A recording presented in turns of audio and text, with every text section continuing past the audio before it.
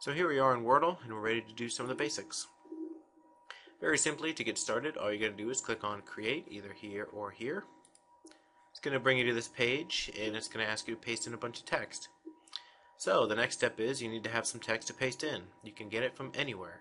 Anywhere you can copy text from, either on the internet, a document, whether it's student work, whether it's a web page, whether it's anything that has text you can copy from. You can paste it in here. What I've done for our example is I found an excerpt from The Hobbit, which is a book I just reread a couple months ago. And in here, what I'm going to do is I'm just going to take the first two paragraphs of The Hobbit. This is just something I like to do with kids sometimes to give a feeling for setting. It doesn't have to be The Hobbit. It could be any author that's really good at describing settings. It's really neat to paste it into Wordle and have them analyze it. Alright, so how do we get it into Wordle? Real quick. You select the text, you right click and copy, come back into Wordle and paste it in there, then hit go. It automatically creates a word cloud for you. That's kind of a random word cloud. It does that by kind of using this function here, this randomize button. You can use this randomize button and it'll give you some different options, but really what most kids like to do and what I like to do is to come up here and change it myself. Alright, first thing that I want to make sure you can see is you can change the layout. You can have rounder edges or straighter edges. You can have it all vertical, mostly vertical. Same thing with the horizontal. Personally, I like the horizontal. I just find it easier to read. Also with the layout, again, rounder edges or straighter edges. Here's a more round cloud. You can also change the color of the cloud. So it's got some preset templates here. But you can also change that greatly if you just come down here under color.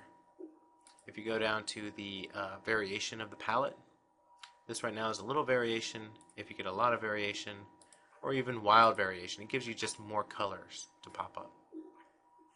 So that's how you change the color, the layout.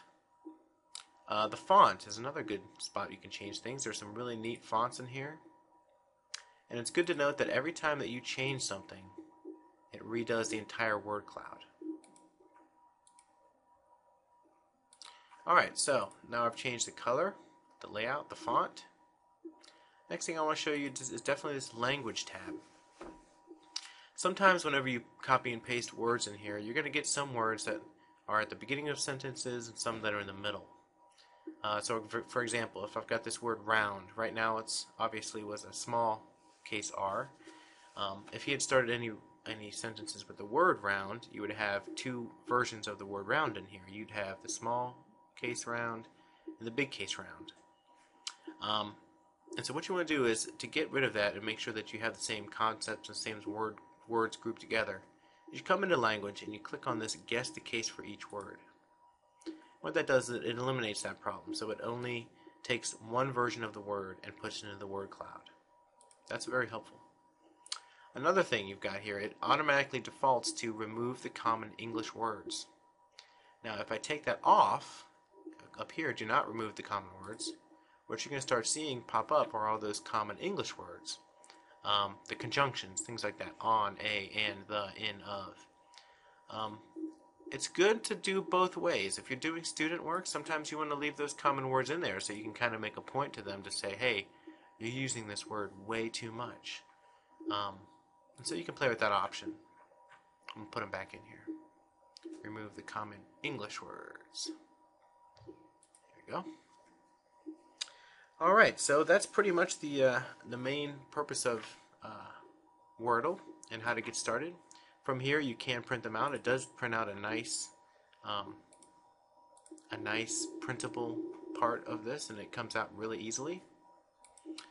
In the next video, what we're going to do is we're going to talk a little bit more about the advanced things you can do in Wordle, how to link words together as phrases, how to take a screenshot. There are also some advanced options that I didn't get to go over, but for now, this is the basics, and you should be good to go.